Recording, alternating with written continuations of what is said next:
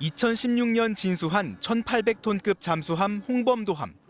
당시 해군은 홍범도 장군의 애국심을 기리고 국민 안보의식 고취를 위해 홍 장군의 이름을 함명으로 제정했다고 밝혔습니다. 그런데 오늘 국회에 나온 한덕수 국무총리는 이 잠수함 이름을 바꾸는 걸 검토해야 한다고 말했습니다. 군함에다가 홍범도 전 소련의 공산당원의 자격을 가진 사람을 저는 그거는 수정을 검토해야 된다고 생각합니다. 전 세계적으로 잠수함명을 바꾼 사례가 있냐는 의원 질문에는 이렇게 말했습니다. 전 세계의 사례가 어떤지는 저희한테는 중요할 게 없습니다. 우리의 주적과 전투를 해야 하는 그 군함을 나라가 망했거나 아니면 히틀러 같은 독재자들이 마음대로 잠수함의 명칭을 개명을 하는 거죠. 대한민국이 망했습니까? 해군에선 홍범도함 이외에도 잠수함에 김좌진 장군, 이범석 장군 등 독립운동가의 이름을 붙여왔는데 육사에 설치된 독립운동가 흉상 이전 논란이 불거지자 잠수함 이름까지 도마에 오른 겁니다. 앞서 군 당국은 홍범도함의 이름을 바꿔야 한다는 주장과는 거리를 둬왔습니다. 오해하고 계실 것 같아서 다시 한번 명확히 말씀드립니다. 현재 해군은 홍범도함 함명 제정 변경 등에 대해서 검토하고 있지 않습니다. 어제 해군에서 홍범도함 검토는 하고 있지 않다고 말씀드리는 것 같은데요. 그동안 해군 함정 이름이 바뀐 건 이리함에서 익산함, 금화함에서 김화함 두 차례로 지자체 이름이 바뀌면서 함명이 바뀐 사례였습니다. 해군은 현재 홍범도함 함명 변경 등에 대해서 검토하고 있지 않다는 입장을 거듭 강조했습니다. 하지만 총리까지 나서서 홍범도함 명칭의 수정을 검토해야 한다고 밝히면서 해군은 곤혹스런 처지에 놓이게 됐습니다. MBC 뉴스 송희표입니다. 역대 어느 정권도 홍범도 장군의 공산주의 이력을 지금처럼 문제 삼지 않았습니다. 보수 진보를 가리지 않고 그에게 훈장을 추서하고 유해 봉환을 위해 애썼습니다. 그는 그저 조국의 해방을 위해 목숨 바쳐 싸웠던 독립운동가였고 혁혁한 공을 세운 무장항일투쟁의 영웅이었기 때문입니다. 엄지인 기자입니다.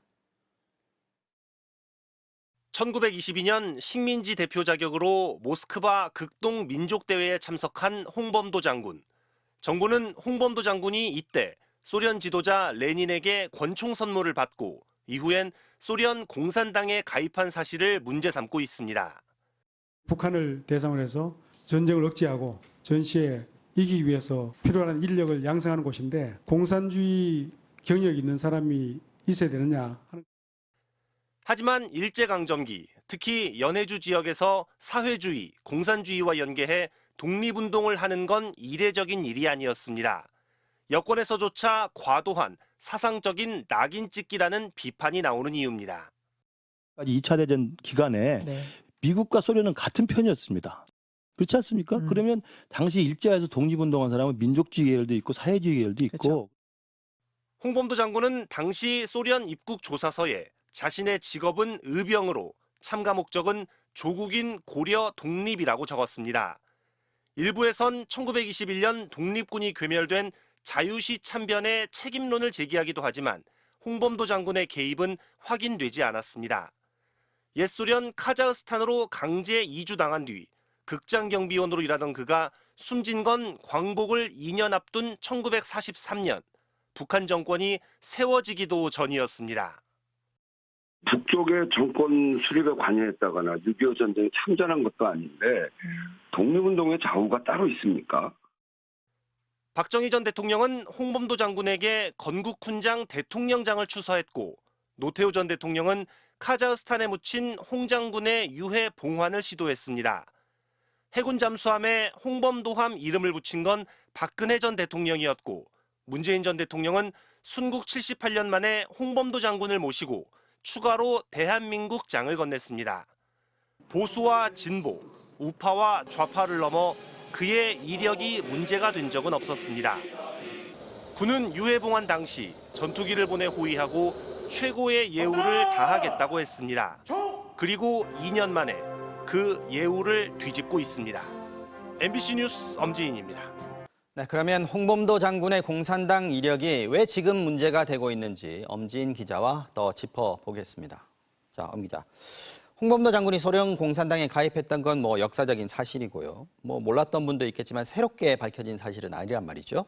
역대 정부가 또 그래서 훈장을 추서하고 잠수함에 이름도 붙이고 독립영웅으로 추앙해서 유해를 봉환하고 할 때도 역시 이 공산당 이력을 감안하고도 그럴만하다 이렇게 판단했던 거 아니겠습니까? 네, 맞습니다. 1962년에 처음 훈장을 준 박정희 정부부터 문재인 정부까지 문제가 된 적이 없었습니다. 다만 2021년 유해 봉환 당시에 이른바 극우 인사들이 이 논란을 꺼낸 적이 있습니다. 네. 한번 들어보겠습니다. 네.